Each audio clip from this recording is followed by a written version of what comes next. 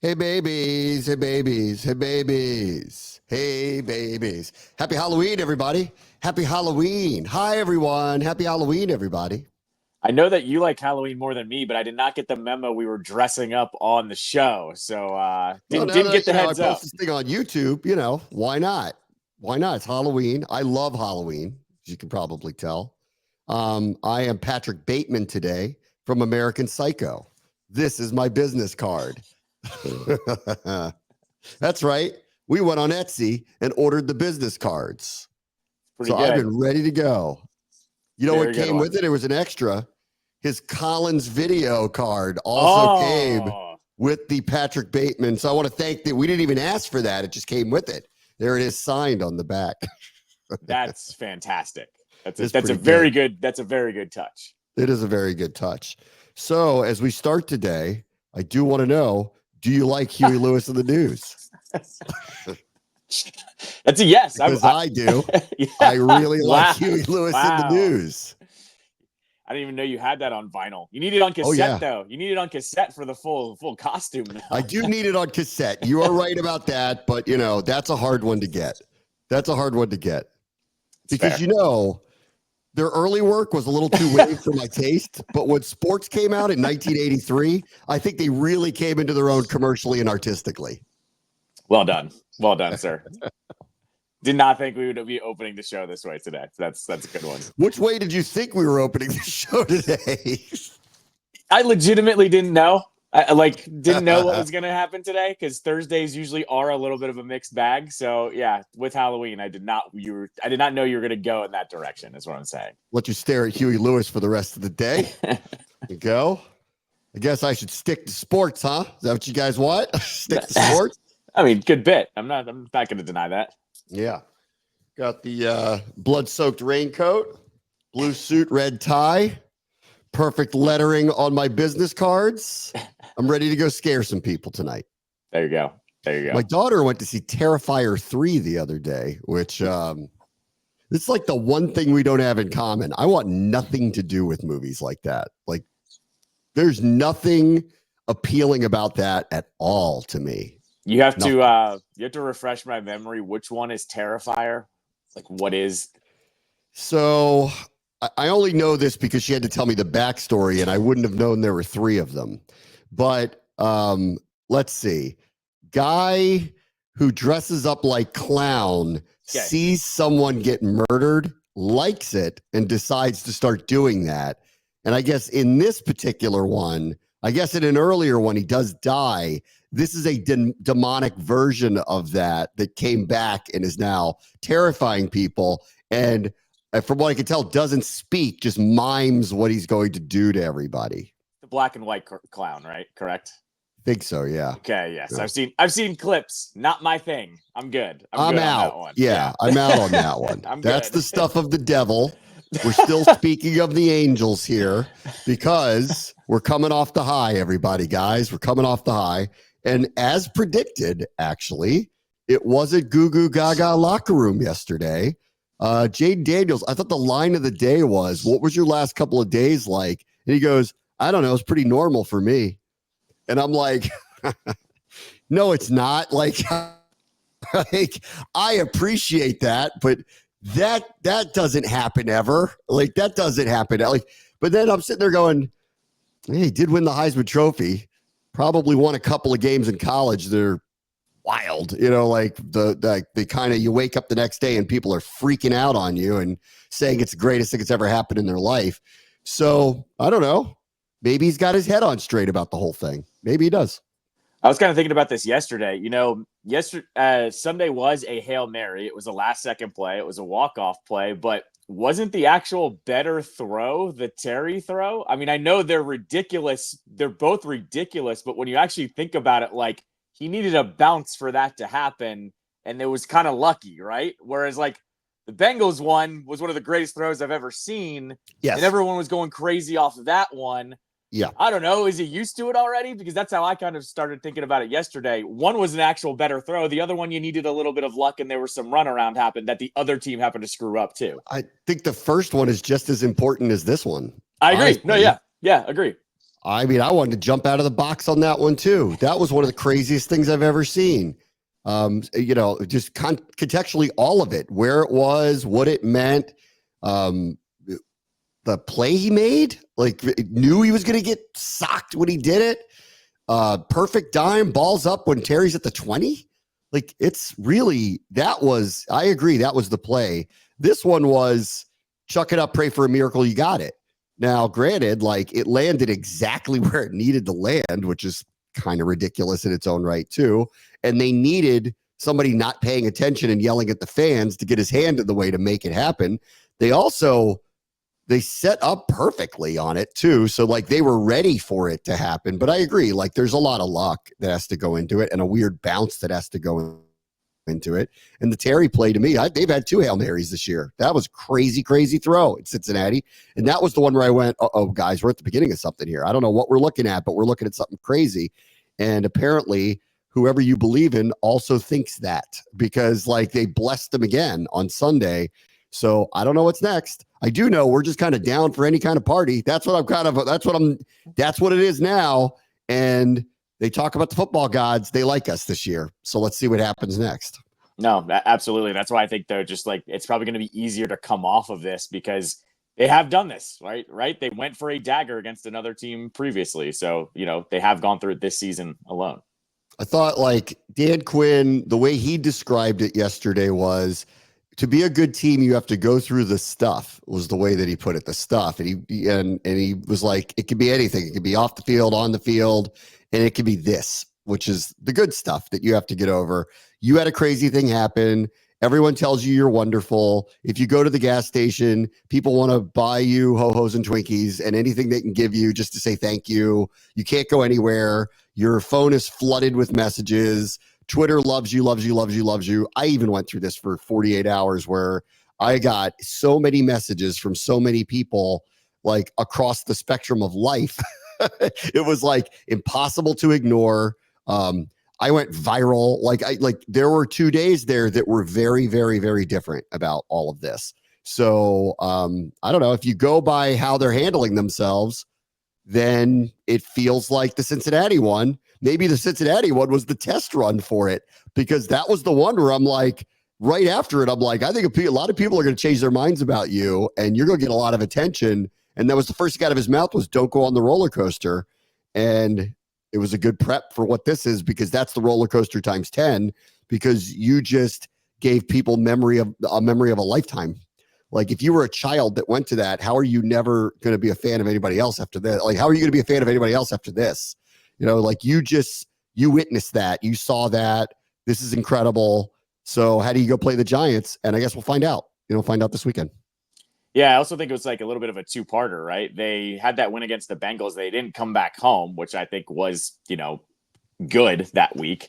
But then they blew out the Cardinals and then returned home, then got all of the media, then got all of the attention from everybody. They kind of got it in 2 phases. This one was everything all at once because you do remain at home after this one. So, yes, there was still a little bit of residual of it yesterday, but I'm not really worried about it. I mean, I think this team also, they take on what their leaders do, and Jayden and Dan Quinn have both already kind of started playing it down again. I think they'll be perfectly fine.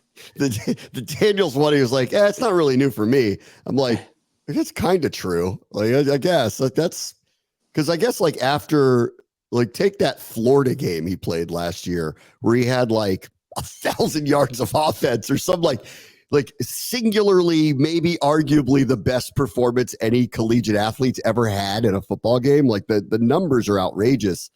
I can only imagine like what was said to him or written to him or said about him the day after that. So so I threw the ball down the field. The guy made a catch. I don't know what to tell you. Like, it's nothing new for me, pal.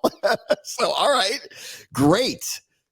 Like, incredible, like, life-changing moments are just week 8. Great. I'm all for that. I'm on board with that one. Let's go.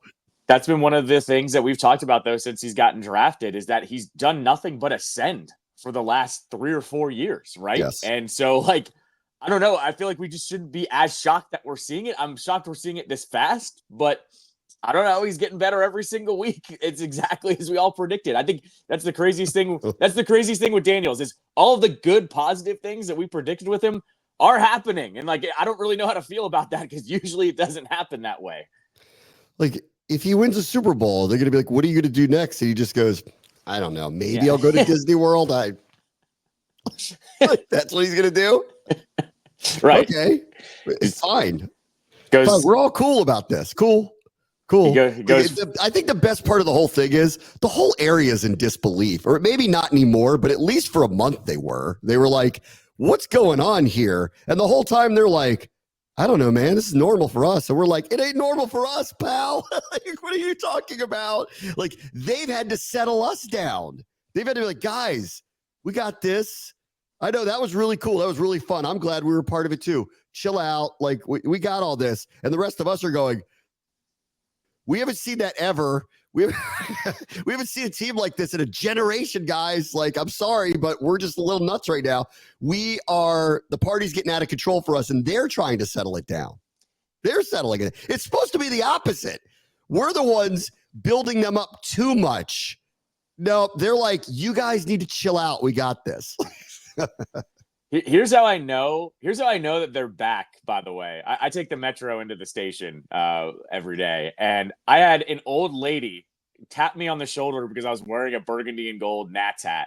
Go, oh, the football team's really good, huh? And I was like, yeah, what do you know about that? Because I haven't had anyone ever unprompted ask me about the team in 15 years? Like, it's been a long time, and that's how I know that they're back.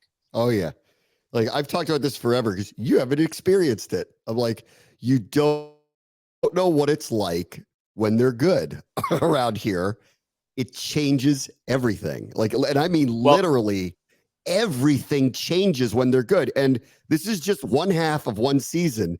But you watch, if this becomes a regular practice where they're good all the time, it's like, it overtakes everything in the city. It's hard to, like, I kept saying this to you. I'm like, it's hard to describe this until you're there, if it ever gets there again. But if it does, it changes everything in a way that, no offense to the other teams, can't do. Like, I don't know why. Like, I think the Capitals, for that period of time, I think that was eye-opening for all the people who thought they didn't have a large fan base. Like, what happened around the Stanley Cup run. Like, I always knew it was a much larger, robust fan base. And when they took over the city, it was like, I think it was really good for the Caps doubters to hear that it's not 15,000 people every single night and that it's a really robust group. And for those, for that run, it was awesome, like, to kind of share it.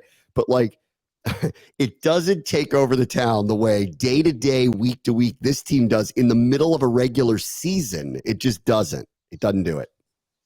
Yeah, I mean, the other side of this too is the people that casually will be like, oh yeah, like, they're really good now. And I have to kind of correct them of like, no. Like, they're not just really good. They have a generational talent that I've never seen in my lifetime. Don't downplay it. Like, I'm flipping on that side too, because I think people that haven't been following need to realize as well, like, get on board now, because you're going to enjoy the ride if you get on it at the beginning. Essentially, you're still not going to get the same feelings I'm getting, because I've been following them for far too long and they've been terrible, but you can get on the bandwagon right now. We need to protect him at all costs. Yes. Yeah. And I don't mean by on the field. Like, I've been pushing back to everybody who goes, he can't run so much or he can't do this. No, he needs to play. You need to just let him play. Don't you trust this guy yet? The coaches trust this guy. They let him run around when he had bad ribs. Like, they let him run around. So I trust his instincts on the field. Don't talk to me about that anymore. Everything off the field, we need to protect this guy. He's our guy. We need to protect this guy at all costs. He's a generational player. We need to protect him. Well, I think this goes into last week when we really started getting into it, when, I don't know, this fan base doesn't really show venom outside of the NFC East, I feel like. But then when we were getting it for those first 4 to 6 weeks from the Bears fans of like, oh, who have you guys played? Caleb's better. Yeah. This fan base was kind of like, whoa. What did we do to you guys?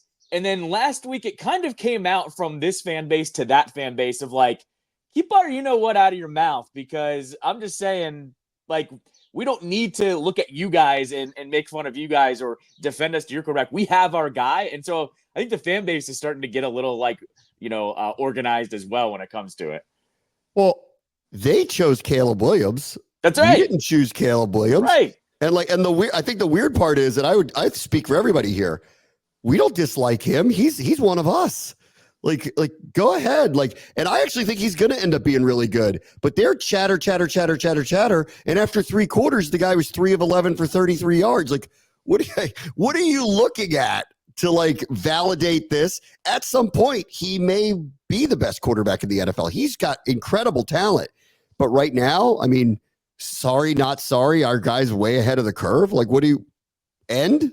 Right. You chose the right guy for you. You chose the guy that there was no question that's who you should take. They're just salty because our guy looks so far ahead of the curve. And you want to go yell at your GM. If that's what you thought, if your GM thought that's what it was going to be, it would have been the right move to make. That's right. What are you yelling at us for? Exactly right. Insecurity. It was insecurity. We talked about this yesterday. The more I think about it, think about all those things that happened in that game. They were trying to win a certain way to prove a point. And it backfired. Hand the ball off to a tackle, change the play 8 million times in the first half. None of them worked. It was at some point, guys, let's just reel it back in here a minute. There's a few things we could do really well. I don't know, run swift. And nope, they had to win a certain way. Insecurity. It's all it was. It was total insecurity. And it's it's incredible that they lost that way, because if they were insecure going into it, how are they feeling now? I mean, it's tearing at the seams, right? Well, that's the best part is these are the types of losses that aren't just losses. They make you question everything from your organization from the top down. So yeah, I love being on, the other end of it for once, going, not our problem. You guys screwed up enough that we came back. And then in the meantime, we partied pretty hard for a couple days there, and we're back to work, baby. We are just back to work. Yep. So I love it. Let's see. Care about these things that much, but the football power index, and I don't know how they calculate it. I think it's 5 people in the stats department and probably someone who's I like them better than the others. Lists Washington as the 5th best team in the NFC, which feels about right. Record-wise, they're number 2, but feels about right. Here are the ones that are ranked ahead: Detroit, Philly, San Francisco, Green Bay. Detroit, best record in the NFC. And then they had one the other day. I couldn't believe this one. The win over Minnesota was their first ever in 50 years over a team that was undefeated with at least 5 wins. That hadn't happened in 50 years for them. I've been talking about this for weeks. I think they're the Super Bowl team in the NFC, short of a bunch of injuries. They're toying with people right now. Jared Goff had 85 yards passing and they had 52 points the other day. That's crazy. They were messing around with Dallas in a way that was a joke, the way they were messing around with them. So I have no issue with them being ahead, and I think they're the favorite to get to the Super Bowl. Philly, half game back 3 weeks ago, Nick Sirianni was being asked, why are you yelling at your own fans in the middle of a win? Then they turn around and win 2 games. They kill the Giants. They win Cincinnati going away. So we still chasing them? Is that fair? You think so? I think so, because they changed what they were doing. They took the ball out of Hurts' hands a little bit more, put it into Barkley's hands. Barkley's been not only as advertised, but maybe even better than advertised with that team. I think they deserve it until these 2 teams go head to head. I think that's the way I land right now. That Giants move is literally one of the stupidest, not thought out things I've ever heard of in my life. We talked about this for months. And then when Hard Knocks came out, it didn't make it, and it didn't make it sound like that Barkley was being unreasonable in the slightest bit. I can't believe he's on that team, and they shouldn't believe he's on that team. And I played Anita Marks yesterday, who was like, we've all just settled into it's just time to stop talking about this, and we just have to move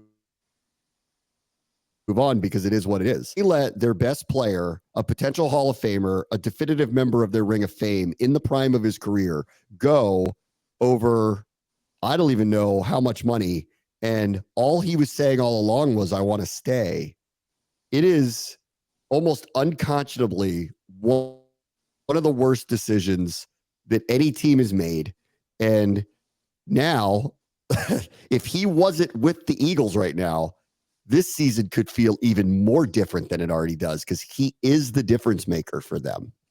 No, like this is franchise altering for the Eagles. If they were screwed up and the offense wasn't going well, Sirianni would be on the firm hot seat right now. But because they've been able to rely on him, they've been fine, and that's been able to kind of take the pressure off of Hurts here a little bit. So yeah, no, it's a actual franchise altering move for both of them at this point. I don't take issue with Green Bay being ranked ahead of Washington. They have the same record. Jordan Love's injury status will probably be the telling tale of something like that. Doesn't sound like it's anything serious again, but it's the second time now he's gotten injured this year.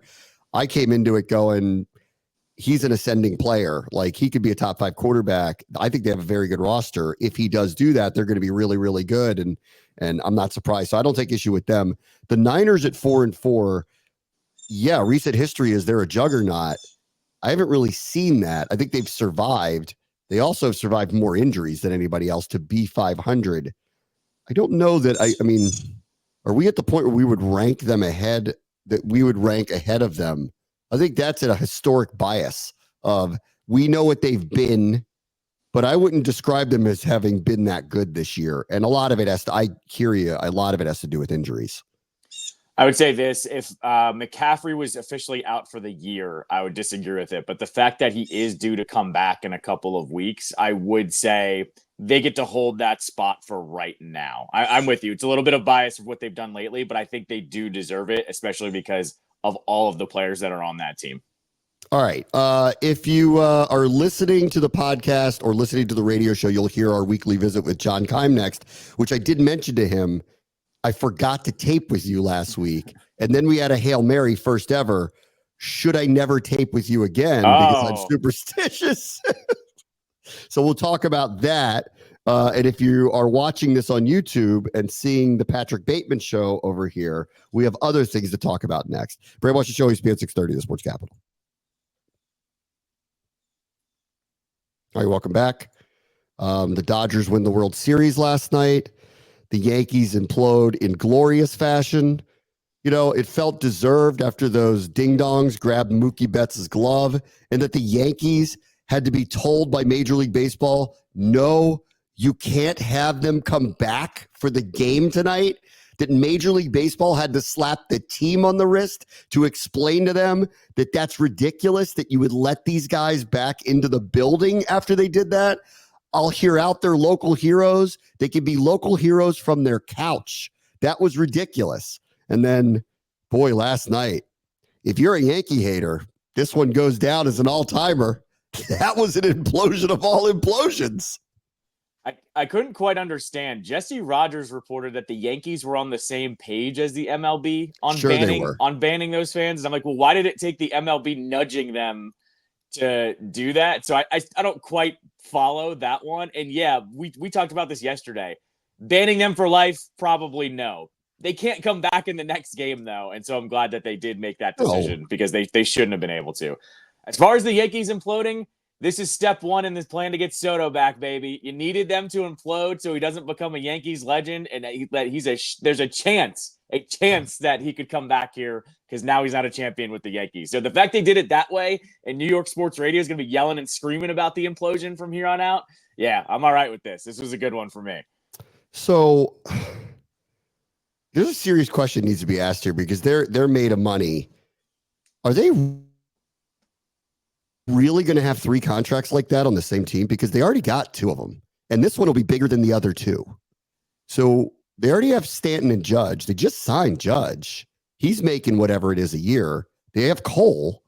So this is really a 4th. This would be a 4th massive contract. My gut tells me that if they can't move Stanton, because and honestly, who's going to take that contract from them? Soto said he's open to all teams. You want to know why? Because I bet the message got back that they don't have an unlimited amount of money. And I think it's possible. They'll never say this or admit this, but I actually think it's possible They can't afford him because of what's on their roster right now. And that's not a slight at them. It's they have massive contracts like this. They're going to put another humongous one on it. I don't know. So I don't know that he's coming back here because like we can all dream that happening. But do you think our ownership is going to pay the price with the going rate to get him? Do you really think they're going to do that? Because I don't. It depends on the teams not named the Yankees. We're starting to hear the Phillies want to be involved. Shocker that they want to be involved, but I don't think that's the another Phillies... one. Massive contracts. Like that's hard to believe that they would be able to add another contract like that. I agree. And they can say they want to be in it all they want, but this is what it's going to come down to. It's going to come down to both New York teams. What do the Yankees offer them? What do the Mets offer them? Because I think Cohen actually can be the one to go, what do you want? Because I can afford it. And he can pretty much do the eBay bidding. He can keep upping the money because he's been willing to spend. And that was always the joke about the Mets going as far as they did in the NL side of things this year. Is everyone's going, oh, the scrappy Mets. They had like a $400 million payroll or something like that. Like because they had spent so much before. It wasn't like they were a bunch of nobodies. Cohen will spend. So I think it depends what the Yankees and the Mets want to do. And look, the Lerners aren't paying anybody. So you can tell me that, oh, do they want to give out that contract? Well, they're not paying anyone else. They bring back a former champion. I'm just saying, I don't think the percent is zero for him to be in a Nationals uniform. I don't think it's zero, but I don't think our ownership wants to pay that for anybody. So until proven wrong, and I wouldn't, if I were them and they weren't going to do it, I wouldn't even whisper a hint that they're interested in it because then you get people's hopes up. And I don't know. Like they stopped spending money a few years ago. They just stopped. And now you're going to tell them 600 million or what 700, but what I don't even know what the number is. Like whatever the number is, I don't think so. What would Theodore do in this situation? If I owned the Nationals, I would have Juan Soto here. Well, he would have never gotten traded. So that means the rebuild wouldn't have started either. And they would have been middling, most likely. So I'm just, they're middling now. We'll see. We'll see. With some hope. There's some hope dashed in there at least. Meantime, Theodore's team plays tonight. The Halloween special against Montreal. I actually got offered tickets, but I'm going to do the trick or treat thing because it would be fun to go in the game in this. But I got to do the trick or treat thing tonight. What do you got tonight? Caps, Habs. Habs coming off a terrible loss. They lost 8-2 to Seattle on Tuesday night in Montreal. I don't like that because a team's going to be angry and buttoned up against the Caps. But Caps good juju, I think, just keeps going here tonight. They played pretty well the other night against the Rangers. They're a better team than Montreal. Give me like a 4-1, 4-2 type victory tonight. Pretty good against the Rangers. That was dominant, really, against the Rangers. That score could have been ugly. They could have scored 8 goals the other night. That was awesome the way they played. So we'll see what we get tonight. I'm excited about. Hard not to be excited about what they put together there. It's looking pretty good here early, with the exception of they don't have top 10 or top 10 is the wrong word. They don't have top tier goaltending. Achilles heel. Yeah. So we'll have to see. All right, everybody. Happy Halloween. Happy Halloween, everybody. And I will see you all tomorrow. Brad Watson Show, ESPN 630 Sports Capital.